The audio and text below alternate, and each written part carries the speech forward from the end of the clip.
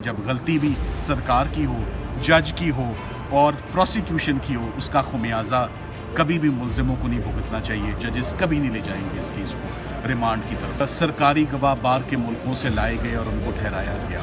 एक केस की 3 दफ़ा तो बेहुरमती हो चुकी है, ये चौथी दफ़ा ना करने देंगे और जजेस कभी नहीं ले जाएंगे इस केस को रिमांड की तरफ। क्या वजूहत हैं? पाकिस्तान की हिस्ट्री का सबसे महंगा ट्रायल है ये साइफर ट्रायल। आप जाके रिकॉर्ड निकलवा लें, आपको कॉस्ट पता लगेगी। कितनी दफ़ा, पहले हमारी दिक्कतें छोड़ दें, कितनी दफ़ा सरकारी गवाह बाहर के मुल्कों से लाए गए और उनको ठहराया गया, कितनी दफ़ा उन पर जिरा हुई, कितनी दफ़ा उन पे गवाह का नंबर लगा, कितनी दफ़ा डॉक्यूमेंट्स पे एग्जिबिट हुआ, कितनी दफ़ा चार्ज फ्रेम हुआ। 56 टाइम तो नंबर लग गए हैं गवाहों पे।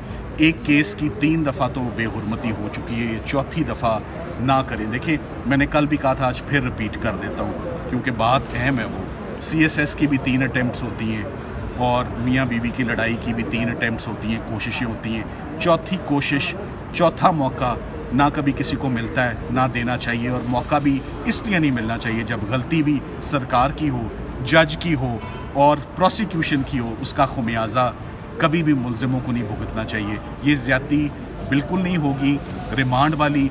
जब एक दफ़ा और जब 5 दिन हो जाएं अपील्स को सुनते हुए, तो फिर ये इम्पॉर्टेंट कंसिड्रेशन है। इतने घंटे हो गए, 10 घंटे अदालत के आगे सारे मेरिट्स खुले। इक्विटल की मैं आपको सबसे बेस्ट 2 ग्राउंड्स दे जाता हूँ। कंप्लेंट में इमरान खान साहब, शाह महमूद कुरैशी का नाम ही नहीं है, उनका रोल ही नहीं है।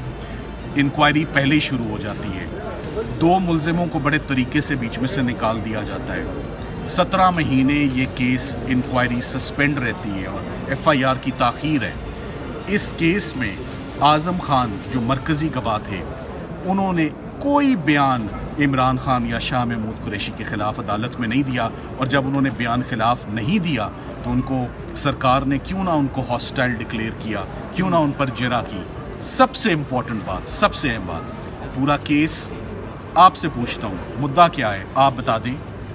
साइफर जी, साइफर केस के अंदर है ही नहीं। जज साहब हैरान है, जब मुद्दा ही नहीं मौजूद तो ये प्रोसिक्यूशन किस बात की। आपको एक बात बता देता हूँ, सेक्शन 14 कहता है जब सेंसिटिव एविडेंस आएगा तो पब्लिक को बाहर निकाल दिया जाएगा। ये नहीं लिखा सेक्शन 14